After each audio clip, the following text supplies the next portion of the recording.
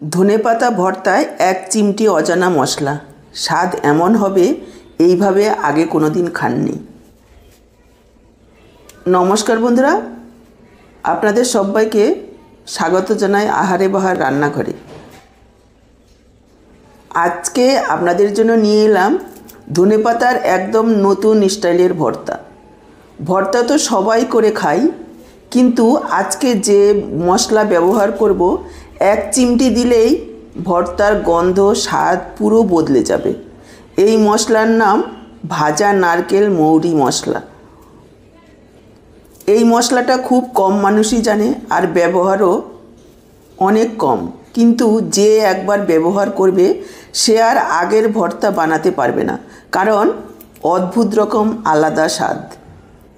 আজকে নতুন স্টাইলে ভর্তা করার জন্য আমি এখানে দেখুন 2 আঁটি ধনেপাতা নিয়েছি। ধনেপাতাগুলোকে প্রথমে বেছে নিতে হবে। খুব বেশি শক্ত ডাঁটিগুলো নেওয়া যাবে না, কচি দেখে নেবেন, এতে ভর্তার স্বাদও ভালো হবে আর করতেও সুবিধা হবে। ধনেপাতাগুলোকে খুব ভালোভাবে বেছে নিয়ে ধুয়ে নিতে হবে 2-3 বার জল পাল্টে পাল্টে। বড় পাত্রে বেশি করে জল নিয়ে ধুয়ে নিতে হবে, যাতে কোনো রকম বালি মাটি না থাকে। দেখুন, সমস্ত পাতাগুলোকে বেছে ধুয়ে নিয়ে একটা ঝুড়িতে রেখেছি, যাতে জলটা খুব ভালোভাবে ঝরে যায়। এবার একটু ছোট ছোট টুকরো করে কেটে নেব, এতে পেস্ট করতে সুবিধা হবে।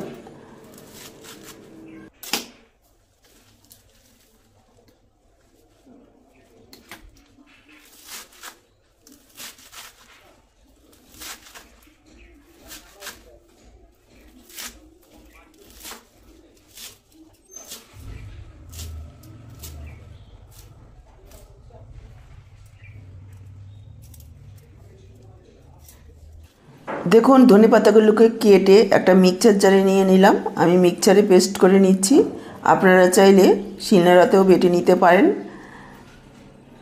তবে খুব বেশি পরিমাণে জল দেওয়া যাবে না, যাতে পাতলা না হয়।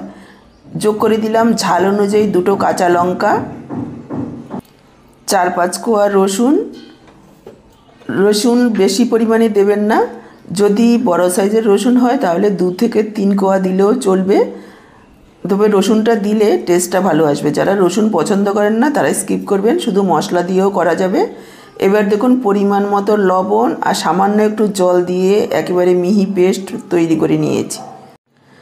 গ্যাস অন করে কড়াই বসিয়ে দিয়ে দিলাম 2 চামচ সর্ষের তেল। ভর্তাটা সর্ষের তেলে করলে বেশি ভালো লাগবে। তেল গরম হয়ে গেলে দিয়ে দিলাম 1/2 চা চামচ পরিমাণ কালো জিরে।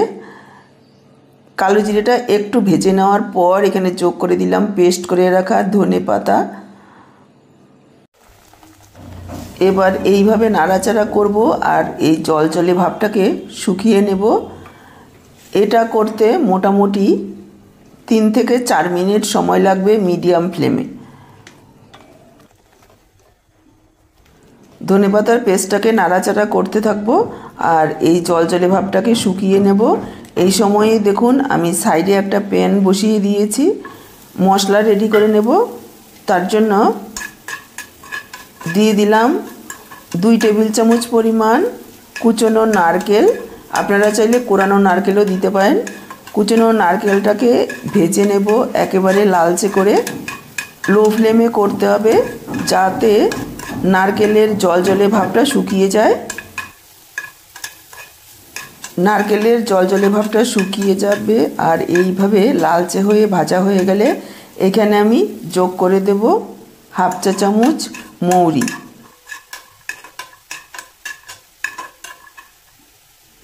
মৌরিটাকে দেওয়ার পর সাথে সাথে গ্যাসটা অফ করে দেব। প্যানের যে গরম আছে তাতে করে মৌরিটা খুব সুন্দরভাবে ভাজা হয়ে যাবে। খেয়াল রাখবেন মশলাটা যাতে না পুড়ে যায়। এবার মশলাটাকে ঠান্ডা করে নেব আর মিহি করে গুঁড়ো করে নেব। দেখুন, আমি মিক্সচার জারে নিয়ে নিয়েছি। তারপর এইভাবে মিহি করে গুঁড়ো করে নিয়েছি। ধনেপাতার পেস্টটাকে দেখুন নাড়াচাড়া করে জলের ভাবটা শুকিয়ে নিয়েছি। এবার আমি যোগ করে দেব 1 চা চামচ পরিমাণ ভাজা মশলা। খুব বেশি পরিমাণে মশলা দেওয়া যাবে না, অল্প পরিমাণেই দিতে হবে, পাওয়া যাবে। এবার সব কিছু খুব ভালোভাবে মিশিয়ে নিতে হবে। গন্ধটা একটু কাছে নিয়ে দেখুন, ধনেপাতার কাঁচা ফ্রেশনেস, মৌরির মিষ্টি গন্ধ আর নারকেলের নরম স্মোকি ফ্লেভার একসাথে অসাধারণ একটা কম্বিনেশন তৈরি হয়ে গেছে। এই ভর্তা ভাতের সাথে খেলে একদম ঘরোয়া কিন্তু নতুন ধরনের স্বাদ পাবেন। যারা আগে ধনেপাতা খেতে চাইতো না তারাও পছন্দ করবে, কারণ এই মশলা পুরোটাই স্বাদ বদলে দেয়। একবার এইভাবে ভর্তা বানিয়ে দেখুন, আপনার বাড়ির সবাই জিজ্ঞেস করবে এটা কোন মশলা, আগে তো কখনো খাইনি। এটাই আজকের ধনেপাতার ভর্তা, এক চিমটি অজানা মশলার জাদুতে পুরো নতুন স্বাদ। তাহলে আজকে নতুন স্বাদের এই ধনেপাতার ভর্তার রেসিপিটা আপনাদের কেমন লাগলো কমেন্ট বক্সে জানাতে ভুলবেন না। ভালো লাগলে একটা লাইক করে ভিডিওটাকে শেয়ার করুন যাতে সবাই দেখতে পায়। ইউটিউব থেকে নতুন দেখলে চ্যানেলটাকে সাবস্ক্রাইব করুন, আর ফেসবুক পেজ থেকে দেখে থাকলে পেজটাকে ফলো করুন। আজকে এই পর্যন্ত, আবার দেখা হবে নতুন কোনো রেসিপির সাথে। সবাই ভালো থাকুন, সুস্থ থাকুন। আপনাদের সবাই সুস্থতা কামনা করে এখানেই শেষ করছি। সবাইকে অসংখ্য ধন্যবাদ পুরো ভিডিওটা দেখার জন্য।